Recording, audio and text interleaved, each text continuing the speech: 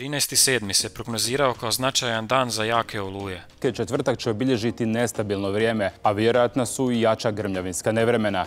Novi jači porast na oblake s pljuskovima i grmljavinom, a lokalno je moguće i olujno nevrijeme.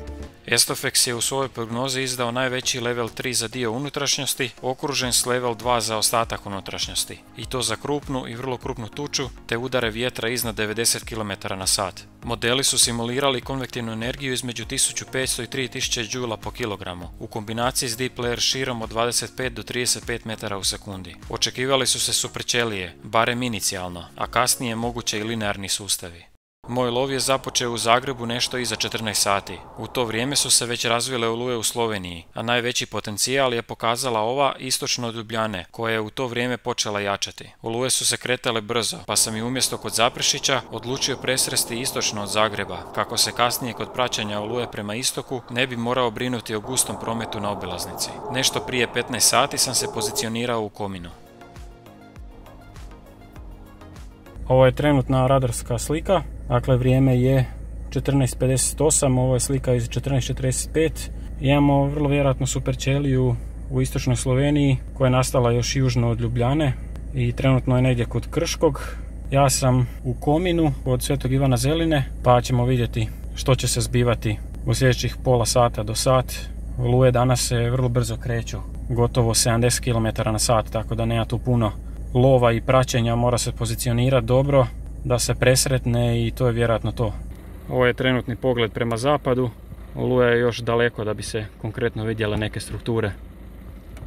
Nakon još par svježijih radarskih slika sam skužio da će oluja glavninom proći par kilometara južnije od mene, pa sam se odlučio repozicionirati južnije kod Popovca. –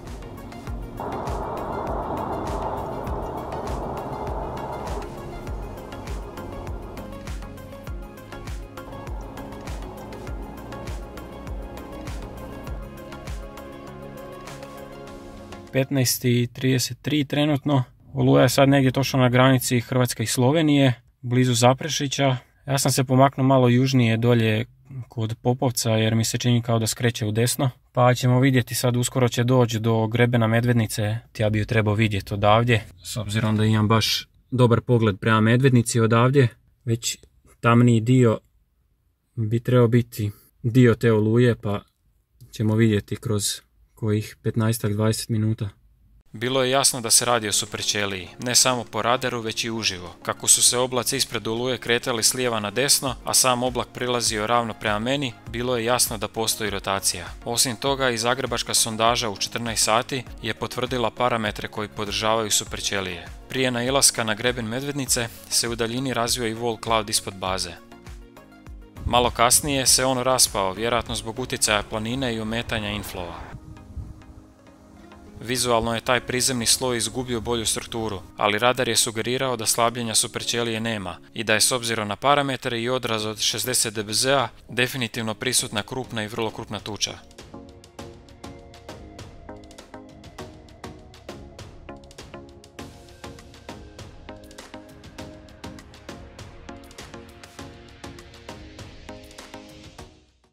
Bilo je samo pitanje vremena kada ću se morati maknuti i tu sam napravio grešku jer nisam krenuo ranije. Zbog brzine kretanja oluje nije više bilo vremena da ću sigurno otići prema Vrbovcu i okolici, koji su bili sljedeći na putanji superćelije. Jedina druga opcija mi je bila pokušati otići južnije van putanje, pa se onda sjevernije repozicionirati kod Čazme. Znajući da sam možda zakasnio s polaskom i za tu opciju, odlučio sam svejedno pokušati.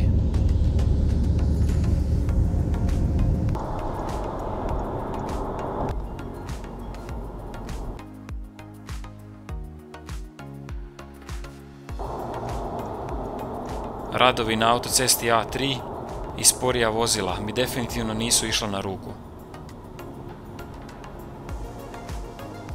S vremena na vrijeme bi imao udaljeni pogled prema superćeliji i moglo se primijetiti da se opet bolje organizirala s velikim wall cloudom ispod baze. U to vrijeme je zahvatila Vrbovec i ovako je tada izgledala.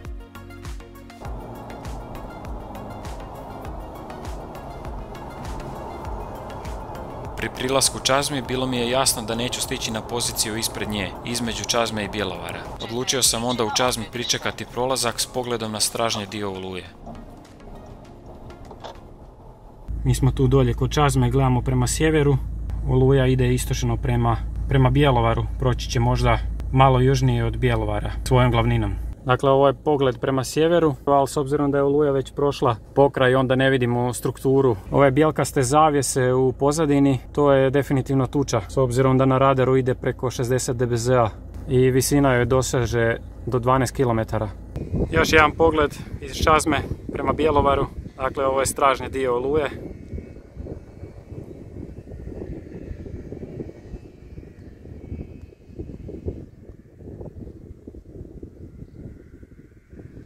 Ovako je ona izgledala u Bjelovaru, direktno gledajući u wall cloud. Nakon prolaska Superćelije su na radaru bili vidljivi novi konvektivni razvoj u Sloveniji, pa je bilo vrijeme za vratiti se nazad prema Zagrebu za slučaj da nešto zanimljivo nastane od toga. Kratki update kod IKEA, dakle pogled prema razvojima koji su u Sloveniji i na području Žumberka kod Samobora.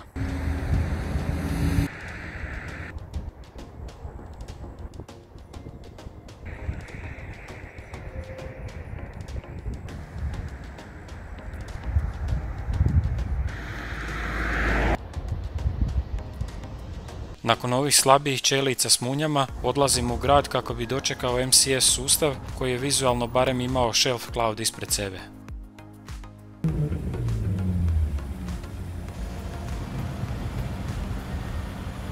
Evo, Oluja je stigla, ima nekakav shelf ispred sebe. Dosta sjeva, ali većina munja je sakrivena iza kiše i iza oblaka.